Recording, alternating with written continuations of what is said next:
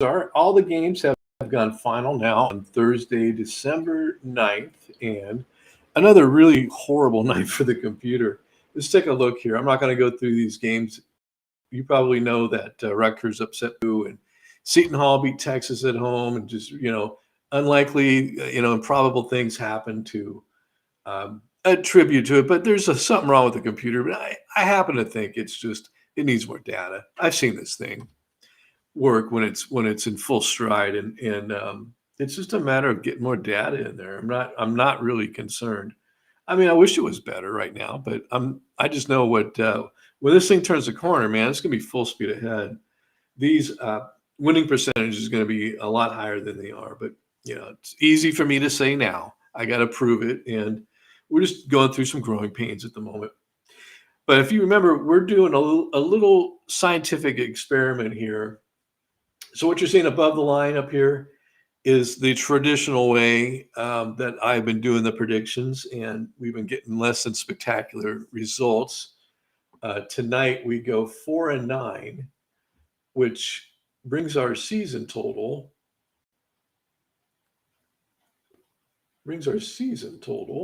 It's in here, I promise. Okay, we're 194 to 160, 194 wins, 161 losses, with 14 money line wins, which that's actually pretty cool. 54.65% is the winning percentage. So that has decreased over the past several days because we were up here at 77%. We went 17-5 on December 3rd and had a nice showing in this big day. It was a Saturday, followed up by another Sunday strong show, and then boom, boom. We just hit the cliff. We ran right in the mountain here. 4-7 tonight.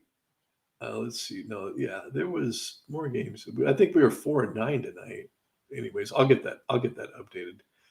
And not looking great. While we're on this page, real quick, I've updated the rankings, and you can see Purdue coming in at number 5. I believe they were number 4 last night, but with that loss, it knocks them down a little bit. So we have LSU number 1, Houston number 2. Arizona 3, Baylor 4, and of course Purdue 5. Alabama moves up to 6. I think that helps that they beat Gonzaga. Well, obviously it's going to help, but really pushes them up. Providence number 7. I'm in full agreement with this. Providence is a monster this year. Boy, I tell you, they've got some strong numbers. I don't know if they're as strong as Villanova, who the other night was like deep into the top 20, and now they're up to number 8. So that's a computer recognizing it and reacting to Villanova.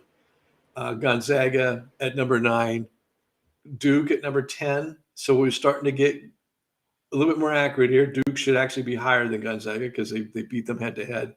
But that loss to Ohio State's knocking them a little bit back, even though Ohio State is another monster. We do have them rated lower than Duke, but it's kind of pulling them back, where that Gonzaga one's trying to pull them forward. So you can see the computer isn't quite there yet, but we're getting real close. Wisconsin, I don't think anyone can argue they belong in the top 10. We got them on the outside here, knocking on the door, but they're going to be in this thing deep when this thing plays out. Kansas, Seton Hall moves up to 13. Now they've been kind of around the 2021 spot, but that win over Texas tonight moved them all the way up to 13. Texas Tech still holding strong. USC, Tennessee, and if you remember, these two teams played at a neutral court just the other night. Texas Tech and Tennessee played very close game, but Texas Tech did pull it out. So maybe that's a little representative of the real world. I liked it that it was at a neutral court. I'll get into the home court thing here in just a moment. So UConn at number 17, Xavier, Auburn, and Texas round out the top 20. You're going to have a hard time holding this team back. They're just itching to get in. And, of course, Michigan State deserves to be up there as well. But what about Iowa State tonight? Wow, there's a beatdown at Iowa. Big-time win for the Cyclones, man. I thought it would push them up a little bit more because the computer liked Iowa. Where is Iowa at? Let me take a look here. It's Iowa. Okay, so Iowa's down at 33. I think that's appropriate. Hope you can see that. Let me move that up. So Iowa's down to 23, and Iowa State's 10 slots ahead of them, which seems right just based on that outcome tonight. And man, throw in the factor that they were at Iowa. That is just huge, big, big, big deal. BYU, I think, should be higher. Washington State, I think, is too high. Virginia Tech, I'm kind of hot and cold on. They've had some poor outings, but then again, they've had some fantastic outings too. But I think they're about right, I suppose. Kentucky, UC Irvine just hasn't played many games. And it's been weeks since they played. So I don't know what to do with them. They're just sitting here at number 28. I don't think they're that high. Florida at 29, Ohio State at 30. Are you kidding me? Ohio State should be way ahead of Florida. I mean, you don't lose by 15 to Southern Utah or Southern University at home and stay above Ohio State. No. This is interesting. UCLA kind of, they were a preseason number one, I thought. They're down there at number 31. So we're gonna spend more time with those rankings once they solidify a little bit, but we're not quite there. I just like a little foreshadowing here.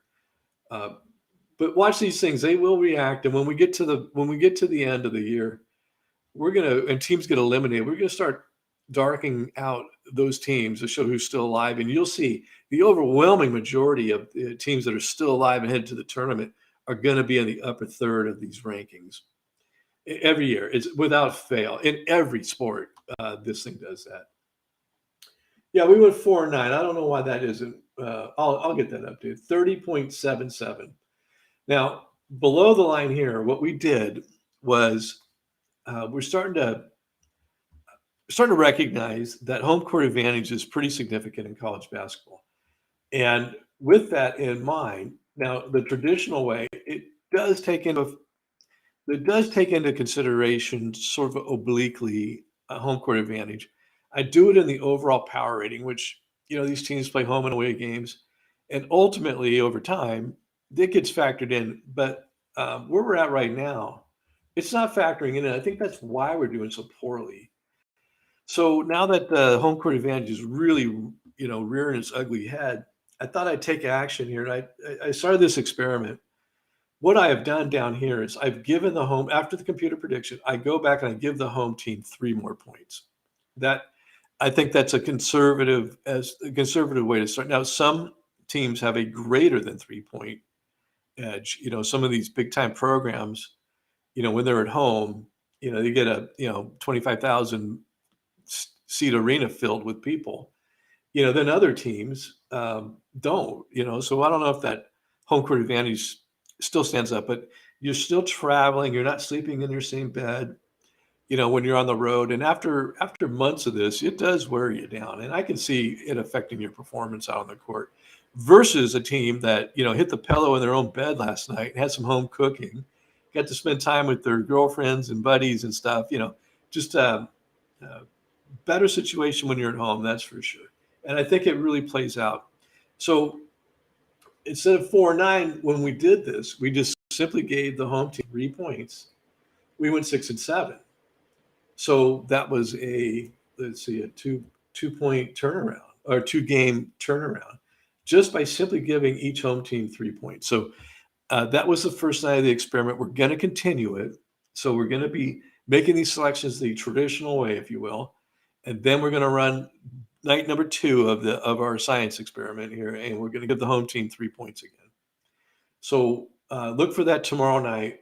We'll see how things go. Hopefully things will improve. But if I see this again, I think I'm already convinced in my mind that I want to go ahead and give them those artificial points, even though I hate it that it's artificial. But it is reality that we're dealing with here, and computer is not living in reality. Not yet. We may move back at some point. But I think, one night in, I'm starting to be convinced, well, we need more data. So we're going to do it another night. And then Saturday, I'll have to make a decision. Depends on how things go tomorrow. Because Saturday's got, 100 plus games. So it'd be tough to go through and give each home team 3 points. It's very time consuming, but we'll see how that plays out. So that's where we're at for tonight. Nothing spectacular. In fact, pretty rotten, pretty disappointing. But hang with this thing because I've seen it work and it works great. I start looking at these teams and some of them only have like six finals. Other teams, there's a handful that are over 10, but just a handful, just like, half a dozen. Everyone else is still under 10 recorded finals. So is that enough? No, I don't think so, just based on looking at the results that we have here. So stick with this. It'll turn the corner. It'll start getting good, and we will becoming a resource to the gamblers out there that are just looking for another angle on the game. We'll provide that for them. So until then, this is the ScoreCzar bidding you